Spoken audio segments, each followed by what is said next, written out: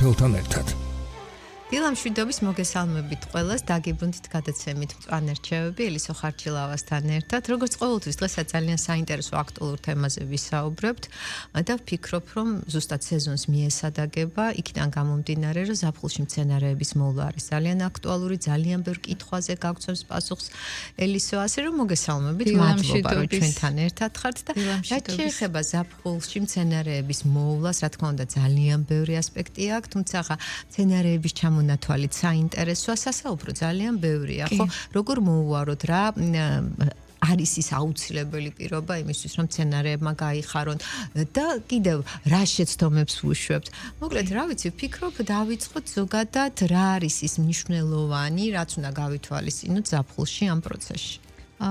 კი მართლაც მე ვფიქრობ, რომ ძალიან საინტერესო თემა შევარჩიეთ ახლა ეს ზუსტად ეს ზაფხულში საფული ვიცით, როგორც ზამთარი არის კრიტიკული მცენარეებისთვის, ზუსტად ასევე არის ზაფხულიც კრიტიკული მცენარეებისთვის. კი დასრულდა უკვე გაზაფხული, ეს მოყვავილეები, ბოლქოვნები, ზამბახები, ვარდები გაგვახარეს, გადაიყვავილეს, მაგრამ ეხლა რა გრჩება, ხო? ყოველთვის საინტერესო არის ზაფხულის ბაღები და მე მიყვარს ხოლმე ამ თემაზე მუშაობა. იმიტომ რომ ძირითადად ჩვენ მაინც ზაფხულში ვარ ჩვენს აგარაკებზე და ეს ყოველთვის გვაინტერესებს, სადაც დიდ დროს ვატარებთ, რომ ჩვენი ბაღიც არ იყოს უკვე გადაყვავილებული და უკვე რაღაცა გადაყვითლებული, რაც ჩვეულებრივი კლიმატური ამბებია და ზაფხული თავისას აკეთებს. მაგრამ ნახეთ, არის რიგი მცენარეებისა, რომელიც აი ზუსტად თავს ავლენს ამ ზაფხულში. მაგრამ ნახეთ, ზაფხული ვიცით რომ ცხუნვარე მზეა, კაშკაშა მზეა, ტემპერატურა მაღლა იწევს და ნახეთ მე რო ვახსენე როგორც ზამთარში არის კრიტიკული ბაღის მოვლა და გაფრთხილება, ასევე კრიტიკულია ზაფხულში. იქიდან გამომდინარე ზამთარში ყინვაა და ზაფხულში მაღალი ტემპერატურა და გახმობის საშიშროება ალბათ. რაც არ უნდა ჩვენ მცენარეები შევარჩიოთ ზაფხულის ამტანი. ანუ ზაფხულის ამტანი რას ნიშნავს? გვალვა გამძლეობით უნდა გამოირჩეოდეს მცენარე. მაგრამ ნახეთ, ამ მცენარეებშიც არის სხვადასხვა რიგი რჩევისა და რეკომენდაციისა, რომელიც აუცილებლად უნდა გავითვალისწინოთ და რა არის ეს? კი ბატონო, ივლისში და აგვისტოში ყვავილობს, მაგრამ არის ისეთი მცენარე, რომ ისევ და ისევ პირდაპირ მზის სხივებს ვერ იტანს. ანუ ცოტა აი ეს ნახევრად ჭრდილიან ადგილებში უნდა დავსვათ, დავრგოთ ჩვენი მცენარეები, რომ ეს ივლისი და აგვისტო გქონდეს აი ესეთი ფერადოვანი და მოყვავილეები. აი, როდესაც არის ძალიან მაღალი ტემპერატურა, მორწყვა არის ჩემი სუსტი წერტილი და არა მარტო ჩემი, მე მგონი, იმიტომ რომ არის ხოლმე რომ ვაკლებთ და ხმება, არადა როცა მაღალი ტემპერატურა ვგონია, რომ ძალიან დიდი ინტენსივობით და ძალიან ბევრი რაოდენობით უნდა მორწყოთ ყვავილი და ყვავილი ფესვი ულპება და იღუპება. აი, ამაზეც რო გავაკეთოთ აქცენტი. შენიშნეთ, ნინო, აი მართლა ძალიან კარგად საერთოდ ინფრასტრუქტურიდან იწყება ბაღის გაშენება. ინფრასტრუქტურაში იგულისხმება ზუსტად ეს წყლის სისტემა, ნიადაგი, განათება და ასე შემდეგ. ჩვენ ახლა ამ წუთად ვილაპარაკოთ ამ წყალზე, ხო? ჩვენი მტკივნეული თემა არის და მით უმეტეს თუ ჩვენს ტერიტორიაზე არ ვარ და ჩვენს ბაღში არ ვარ და ძირითადად გასულები ვართ, ამ დროს რას ვაკეთებთ? ისევ და ისევ წყლის სისტემა უნდა იყოს მოწესრიგებული და აუცილებლად ზაფხულში, ახლა გამოცდილი მებაღეების რეკომენდაციაც ასეთია, რომ დღეში ორჯერ ირწყვება მცენარე.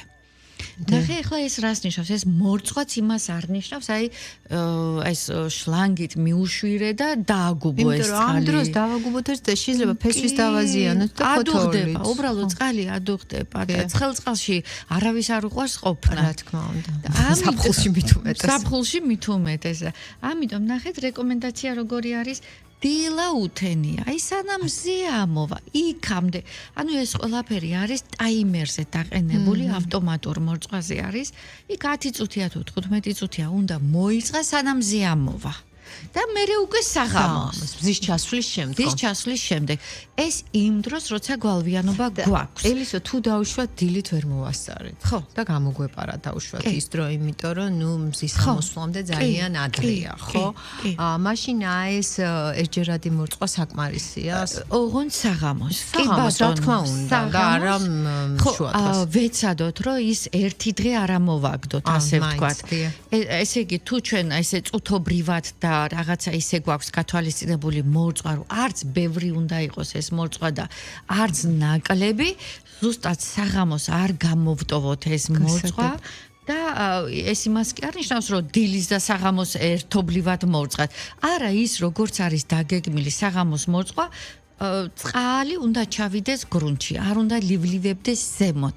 აი ეს არის უკვე ნორმალური მორწყვა და ეხლა ერთი დღის 1 საათ 15 წუთის გამოტოვებით ეს იმას არ ნიშნავს, რომ არიქა და მოგვიკვდება ყველა მცენარე, მაგრამ ყოველთვის ჯობია მაინც ეს გრაფიკი შევინარჩუნოთ და როგორც არსებობს დაუშვათ ადამიანისთვის კვების რეჟიმი და ვინც დაუშვათ ამ რეჟიმის გათვალისწინებით იკვებება, გაცილებით კარგად გრძნობს თავს და რა თქმა უნდა ჯანმრთელობისთვის არის საუკეთესო ვარიანტი ასე ვთქვათ და ვინც არეული რეჟიმით და რეჟიმი საერთოდ არ გააჩნია და ისე იკვებება ხომ ერთობლივად რო ვიცით პრობლემების წინაშე დგება ასევე მცენარისთვის ის სიცხო წყალიც არის მისი სასიცოცხლოდ მნიშვნელოვანი საკვები მოდით ასე ვთქვათ ზუსტად ეს არის და ძირითადად ეგ პრობლემა აქვთ ჩვენს მომხმარებლებს რომ აი მგონიათ რომ თუ წყალი უხვად დაასხეს მცენარე გადაურჩება და ჩვენ ვიცით რომ მარტო წყალი არ არის ბაღის მოვლა ხო ეგეც არის და თან ზაფხულში რა უნდა გავითვალისწინოთ როგორც წეღანა აი ამ მორწყვაზე გავაგრძელებ ისე გვალვიანობის პერიოდი ვახსენე მე დღეში ორჯერ ხო მინიმუმ მაგრამ ნახეთ ახლა ჩვენ ზაფხული როგორი გვაქვს სულ წვიმიანი გვაქვს სულ ეს იმას არ ნიშნავს რომ მართლა ჩვენ თვითონ უნდა დავაკვირდეთ ჩვენს ბაღზე მივხვდეთ თუ წინადღით აი კოკისპირული წვიმა იყო და ეს იმას არ ნიშნავს რომ დილას ავდგეთ და ისევ მორწყათ ხო? ხო ნიადაგი უკვე გაჟღენთილია. უკვე გაჟღენთილია. კი ბატონო. არის აი ესეთი ორწამიანი სამწამიანი წვიმები რომელიც ნიადაგამდე არც ჩადის, ფესვებამდე არც ჩადის და არ იფიქროთ რომ ეს უკვე საკმარისი. არა, ამ დროს უკვე შეიძლება დილასაც მოიწყოს და საღამოსაზე განსაკუთრებულად აი გაზონი გვიყვარ ჩვენ ყველას ეს მოლი, ეს მწვანე ლაჟვარდისფერი აი ამას უნდა მივაქციოთ ძალიან დიდი ყურადღება, იმიტომ რომ სწრაფ მზარდია ზაფხულში ვიცით რომ ეს ყველაფერი ჩქარა იზრდება, სწრაფად იზრდება და ზოგიერთები არის აი ესეთი შეგვხვედრია ჩვენ ძალიან რომ აი ინტენსიური ზრდა ზაფხულში აქვს ბალახს, ასე ვთქვათ, ჩვენს გაზონს. ეს იმას არ ნიშნავს აი რაღაცა მოყვავილეები რო აქვთ ხოლმე ერთჯერადად რო ყვავილობე, აი მომწონს სიამოვნებს და არაფრით არ უნდა დაუშვათ ეს თუ ჩვენ გვინდა ესეთი ხასხასა და ლაჟვარდოვანი მოლი გაზონი გქონდეს ხო კრეჭვა უნდა და კვირაში მინიმუმ ერთხელ მაინც უნდა გაიკრიჭოს. იმიტომ რომ ის მერე თესლები იყრება იმ მოლთან, იმ დეკორატიულ ბალახთან ერთად აუცილებლად არის სარეველაც. ის დეკორატიული რო ყვავილობს, რა თქმა უნდა სარეველა არ დარჩება, ისიც ყვავილობს და ამიტომ თუ გვინდა რომ ესეთი ლამაზი ბალახი, ერთი ფერის, ლაჟვარდოვანი მწვანე ბალახი რო გქონდეს, აი ეს არ დაგენანოთ, ყოველთვის ეცადეთ რომ აი კვირაში ერთხელ მაინც გაიკრიჭოს ბალახი. რაც შეეხება ეს კრეჭას, რაც შეეხება მზის სინათლეს ამაზე ისაუბრეთ, იმიტომ რომ უნდა ვიცოდეთ მცენარე არის მზის მოყვარული, ჭრილის მოყვარული, ეს უნდა გავითვალისწინოთ, მორწყვაზეც ისაუბრეთ. მიღა საინტერესო კვებითი დანამატები, ანუ ზაფხულში რა სახის კვება ესაჭიროება მცენარებს თუ ინდივიდუალურია გააჩნია მცენარეს? აბსოლუტურად ინდივიდუალურია ეს კვების საკითხი, მაგრამ მე როგორც ვიცი ჩემი მებაღეებისაგან არ უნდა დავყაროთ ფარხმალი და არ უნდა ველოდოთ მაინც და მაინც ზამთარს და მაინც და მაინც გაზაფხულს. ანუ ზაფხულში საჭიროებენ მცენარეები კვებას და დახმარებას. ნახეთ, ისევ სტრესია, ისევ და ისევ აი როგორც ზამთარში უვლით მცენარებს, ზუსტად ისევი არის ზაფხულშიც მცენარე. ანუ სტრესულ მდგომარეობაშია. მართლაც აი კლიმატური პირობები მცენარე კი არა ჩვენც ვართ ხო და სტრესილები არ ვიცით ზაფხული მოვიდა, არ ვიცით შემოდგომარიზა. ზუსტად ასევი არიან ეს ზაფხულშიც ეს მცენარეები არამდგრადი კლიმატური პირობების გამო და ამიტომ ყოველთვის ჯობია თუ ჩვენ ვაკვირდებით და უკვე შესწავლილი გვაქვს ჩვენი ბაღები ჩვენ თვითონ მივხედოთ თუ არა და სპეციალისტებთან კონსულტაცია მაინც გავიაროთ და რაღაცნაირად გადავატანინოთ ჩვენს ბაღს ესეთი რეჟიმი, არასტაბილური რეჟიმი. კი ბატონო, აი რაც შეეხება მოვლის პროცესს, არ მინდა რამე გამოვჭეს და შემდეგ უკვე ვიზუალურ მხარეზე გადავალთ, ანუ კიდევ დავუშვათ, აი რაც შეეხება მავნებლებს, შესაძლებელი არის თუ არა ზაფხულში ბაღი, თუ შეწამლა შემდეგ არა, ყოველთვის სულ უნდა იყოს, იმიტომ რომ ის მავნებლები, ის ბაქტერიები, ის მწერები, ის რაც ხელს უშლის, ასე ვთქვათ, მცენარეებს, ხო? ისინი ზაფხულში ყველაფერი ხარობს. ყველაფერი კარგად გრძნობს თავს, როგორც ჩვენ ადამიანები, ასევე ესენი. ამიტომ აი სულ ყურადღების ქვეშ უნდა ვიყოთ რა და აი აქვე ვიტყვი სანამ ვიზუალურ მხარეზე გადავალთ, ხო? აი ზოგმა იცის რომ აი უკვე ქალაქგარეთ როცა გადიან, სხვა ქვეყანაში როცა გადიან, თითქოს აი ბაღს მიატოვებენ უყურადღებოდ. არაფრით არ შეიძლება ეს. იმიტომ რომ დაბრუნებულზე შეიძლება 10 დღის შემდეგ რომ შემოხვიდეთ თქვენს ბაღში, ის ბაღი უკვე სარეველებით და დაჩაგრული აღმოჩნდეს. რა უნდა ვქნათ? ვინმეს უნდა დაუტოვოთ? თუ იმის საშუალება არ არის, რომ მაშინ ალბათ სარწყავი არხია გასაყვანი რომ მოიწყოს მაინც, ხო? ინფრასტრუქტურა უნდა იყოს აუცილებლად მოწესრიგებული, რომ ჩვენ ავტომატურად აი ესე დისტანციურად შევძლოთ კონტროლი და აუცილებლად ეს უნდა იყოს ვინმეს თან მიბარებული, ასე ვთქვათ. ფაქტია, რომ ბაღის გაშენების წინ აბსოლუტურად ყველამ უნდა გავიცნობიეროთ ის, რომ ძალიან დიდ მოვლას საჭიროებს, ძალიან დიდ ყურადღებას და რესურსებს, რა თქმა უნდა. რესურსებსაც და მზად უნდა ვიყოთ ჩვენ ამისთვის და აი კიდევ ერთს ვიტყვი, აი როცა სცენარები რო გადაიყვავილებს, ხო, ზოგ მაინც იქვე დატოვებს ტოტზე, აი ვარდები. იქვე უკვე დამჭკნარია და ძირს არ ვარდება. აქვთ აი ზოგ სცენარეს ეს თვისებაც აქვს.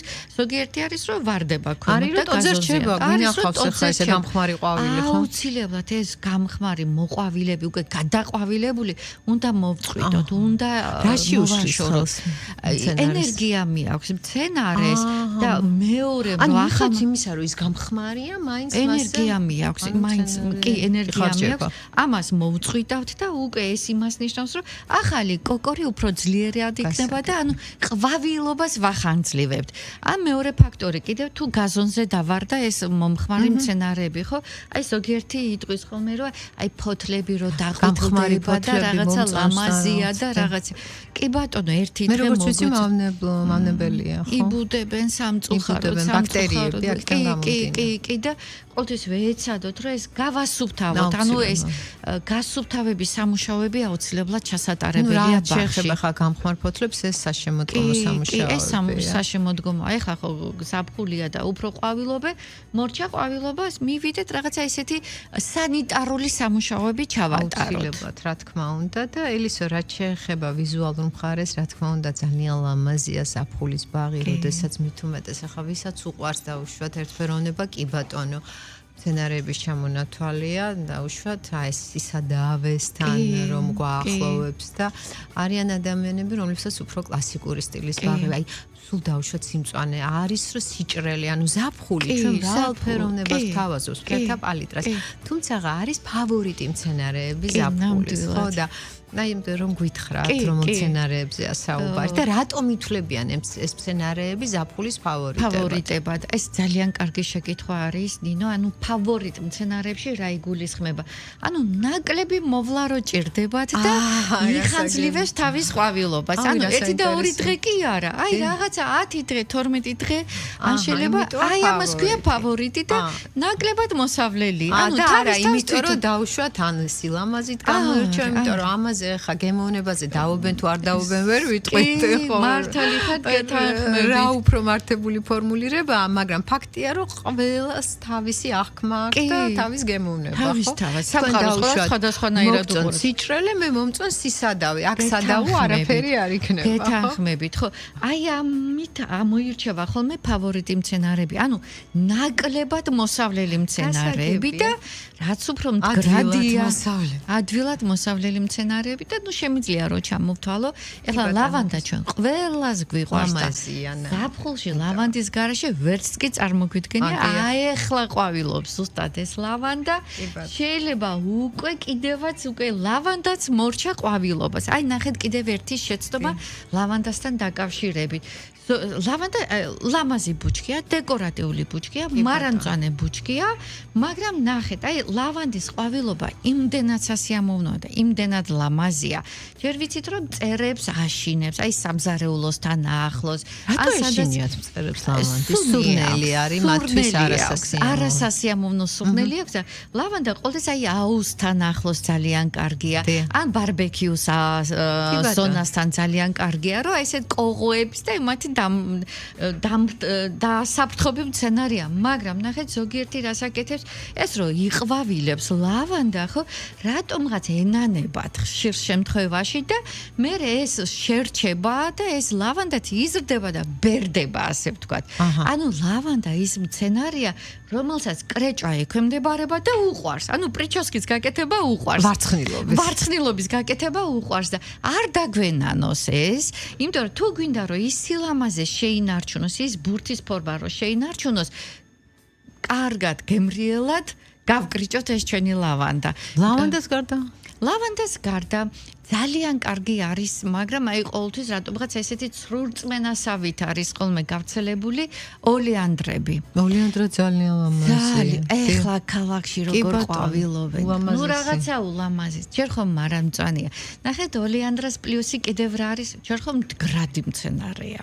არაფერი მაგას არ აწუხებს, ასე ვთქვათ. და სიფერადე აქვს, რაღაცა ატმოსფერები რო შემოდის და თეთრი ფერები რო შემოდის და ეს თავისი მარამწვანე და ხანძლივი ყვავილობითაც გამოირჩევა. ანუ ეს ოლეანდრა შენს ბაღში ივლისი, აგვისტო ჩათვალე რომ ყოველთვის სიფერადე გაქვს. ეფექტის გათვალისწინებით ოლეანდრა არის ერთ-ერთი ფავორიტი, როგორც ვხვდი. კი, ყველა მცენარე ასე თუ ისე შეიცავს ისეთ მავნეს, თუ შეჭამე და რაღაცა, რა თქმა უნდა გავნებზე. ოლეანდრაც ისეთ რა ვიცი. და მე ვფიქრობ, რომ ეს ოლეანდრას ძალიან ცუდად აქვს სახელი გატეხილი რა. ანუ შხამიანია ამბობენ? ხო, ეს გადამეტებულია რაღაც. ნუ არა, ყველა მცენარე შხამიანია, ოღონდ უნდა ვიცოდეთ დოზები და მოვლის წესები და. ანუ ხა მცენარე რო არ უნდა მივირთვათ, მე ხა ბავშვმა პატარამ შეიძლება კი ბატონო. ნუ გავაფრთხილებდე ახლა და ისე ბავშვი ხო არ პატარა ყურადღება უნდა მივაქციო. კი ბატონო. მცენარე კიდევ მინდა რომ აღვნიშნო, ჩვენთვის ყველასთვის საყვარელი გორტენზია.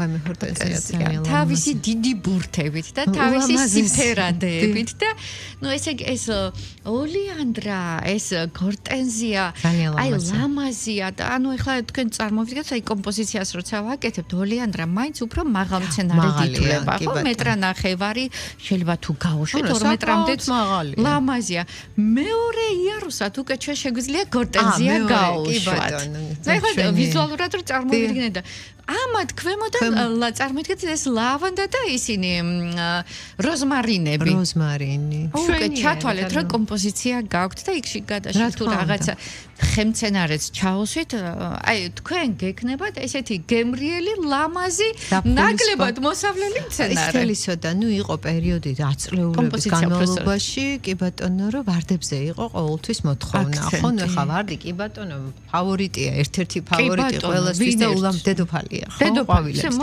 თუმცა აი ხლა უკვე მომხმარებელი კი არა და დამკვეთი აი თქვენ ახლა ჩამოთვალეთ იქ ოლეანდრა ჰორტენზია ასე შემდეგ გთხოვთ და უშუალოდ ამ მცენარეებს მოთხოვნა არის ამ მოთხოვნადია უკვე ჩვენი დამკვეთები ძალიან კარგი მცოდნე დამკვეთები არიან და ნუ ხო მოურჩა ის გადავიარეთ ის ვარდები შეიძლება კოლექციონერებს ქონდეთ ან შეიძლება ბიზნესის კუთხით ქონდეთ მაგრამ ძალიან დიდი მოვლა ჭირდება ამ ვარდებს.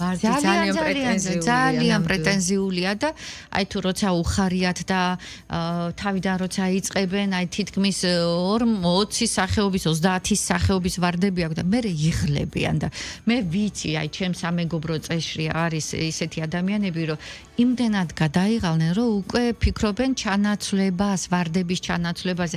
აი ფავორიტ მცენარეებში შედის ზუსტად ის მცენარეები, რომელიც ნაკლებად მოსავლელი. ბაღის დანიშნულება რა არის?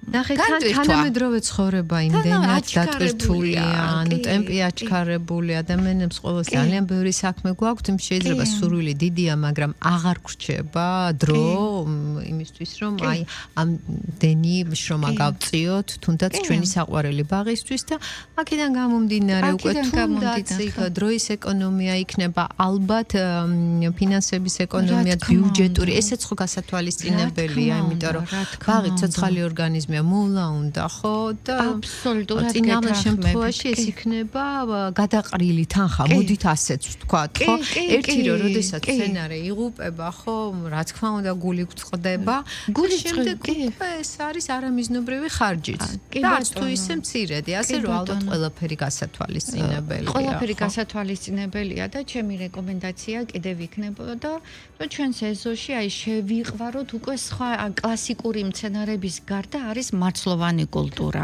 ძალიან კარგია თან ბაღებს უხდება. ძალიან ლამაზები და ისევ და ისევ ნაკლებად მოსავლელი მცენარეები.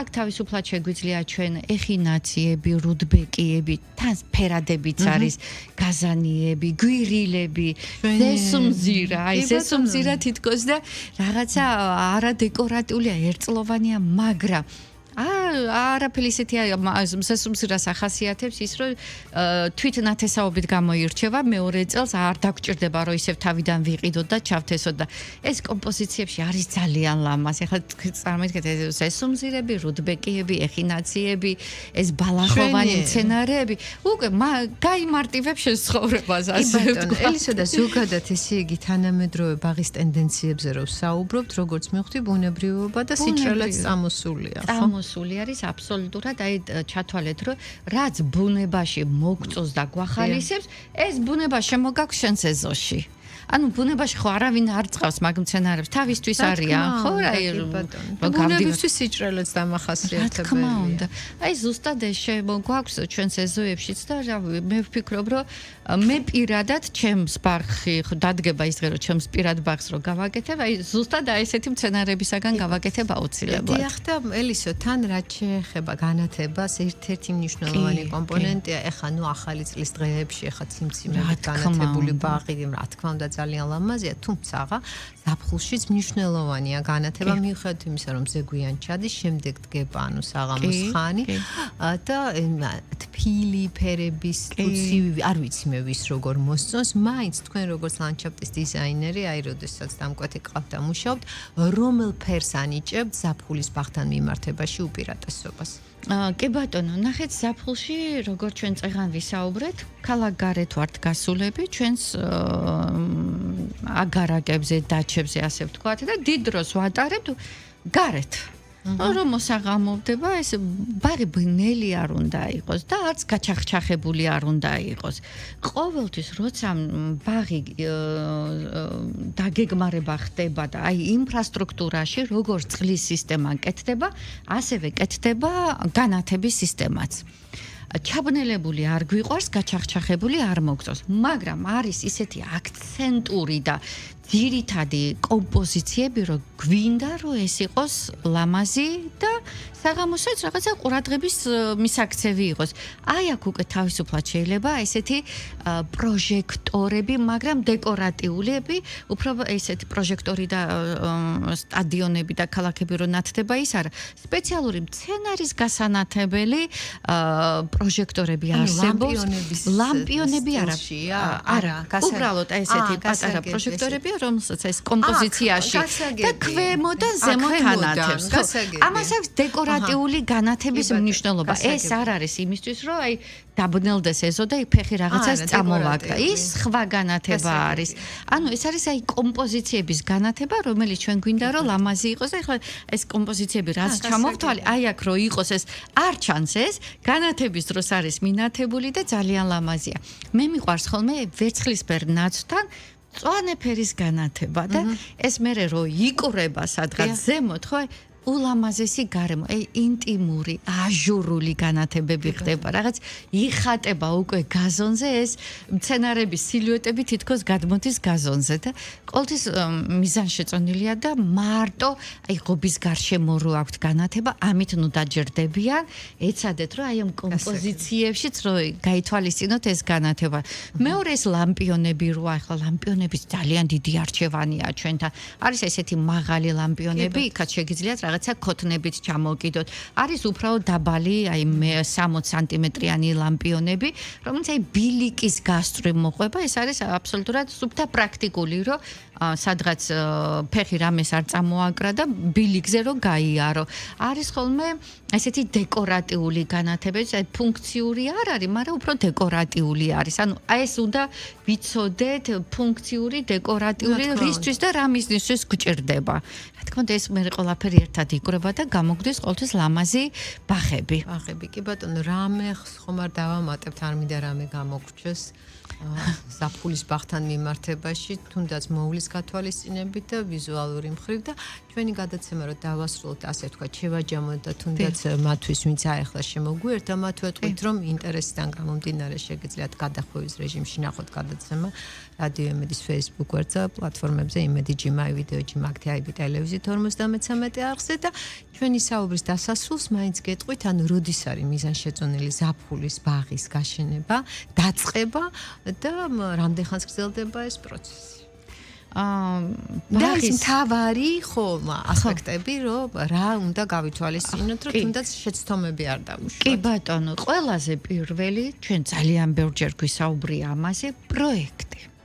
ჯერ სპონტანური და ემოციურ დონეზე არ უნდა გავაშენოთ ბაღი. ამას ჭირდება. ანუ ის რომ მინდა ხო, გაიქეცი და ხო, და მინდა რომ დავუშვათ, ხო, ანდა ხო და კიდე ესეც რომ არიან ადამიანები, სხვა ჩვენს მეცმა კატეგორიას მივაკუთვნები, რომ მინდა რომ უკვე გაზრდილი მცენარე შევიძინო, ხო და აი ამ შემთხვევაშიც რა არის გასათვალისწინებელი? კი, შევთანხმდეთ, რომ კარგით, ახლა თუ დიზაინერს არ დაუძახებთ და სპეციალისტს არ მოიწვევთ, თქვენ თვითონაც რაღაცა ნაფიქრალი უნდა იყოს, ჩამოწერილი უნდა იყოს, ელემენტარულად ზუსტად უნდა ვიცოდეთ, რა სად და რომელი მცენარე გვინდა და ეს სად ვაშენებთ ამ ბაღს? ეკოლოგიური მდგომარეობა უნდა ვიცოდეთ, ტერიტორიული მდგომარეობა ვიცოდეთ, იმიტომ რომ საგურამოში აკეთებ თუ დასავლეთ საქართველოში აკეთებ, ძალიან დიდი სხვაობა არის, ხო? აქედან გამომდინარე რაღაცა ჩანაწერები და ბოლო-ბოლო მე კიდევ მინდა ძალიან ეს რეკომენდაცია ვთქვა, რომ აი ზოგმა იცის, აი მიწის ნაკვეთს იყიდის, ჯერ სახლი არ აქვს აშენებული არაფერი, რაღაცა უცებ გარბიან და მცენარეებს ყიდულობენ. ძალიან ბევრი მცენარე იყופება ამ დროს. იმიტომ რომ გინდა არ გინდა იქ სამშენებლო ამბები როცა იწყება, თან მithumetes ჯერ არ იცი შენ. ანუ ვიყიდეთ მიწის ნაკვეთი, აი მოლოდინის რეჟიმში ვიყოთ, დავაკვირდეთ. კი ბატონო. დავაკვირდეთ, რა ხდება, როგორ ხდება, როგორ იწვიმებია, როგორ იყინებიან. ანუ ყველაფერი ეს ჭკვიანური დაგეგმარება ქვია. თუ თქვენ არა გაქვთ ამისი დრო, რა თქმა უნდა, ძალიან კარგი სპეციალისტები არიან საქართველოში, მიმართავთ ამ სპეციალისტებს, ანუ ჩვენი ბაღის გაშენება იწყება დაგეგმარებით. დაგეგმარების შემდეგ შერჩეული მასალას ვიტყვია ამ შემთხვევაში, ამის შემდეგ არ აქვს მნიშვნელობა ჩვენ ბაღს აგვისტოში გავაკეთებთ, იანვარში გავაკეთებთ თუ მარტის თვეში გავაკეთებთ. ეს არის სრული არ არის ჭეშმარიტება საცდენილია. ბაღის გაშენება აგვისტოშიც გაგვიკეთებია და ვიცით, ოღონდაც უნდა ვიცოდეთ, სად ვყიდულობთ ჩვენ ამ მასალას, ამ შემთხვევაში მცენარეებს. ყველაფერი არის გასათვალისწინებელი. ყველაფერი, თუ ამ დეტალებს გაითვალისწინებენ, მერწმუნეთ, რომ აგვისტოში გაშენებული ბაღი უფრო მდგრადი არის, ვიდრე გაზაფხულზე გაშენებული ბაღი და რატო? აი ხა როგორია ეკოლოგიური პირობები გვაქვს, ხო? როგორ სტრესულ მდგომარეობაში. ამას რო გადაურჩება ის მცენარე. ზამთარსაც ადვილად გადაიტანს, გაზაფხულს ხო გადაიტანს და ესეთი ყოველთვის ლამაზი და გემრიელი ბაღი გვექნება. ძალიან დიდი მადლობა ესეთი საინტერესო საუბრისთვის. ჩვენ ზაფხულის ბაღზე ვისაუბრეთ ელისო ხარჩილავასთან ერთად. მე მალე დაგიბრუნდებით. დროებით. დიდი მადლობა.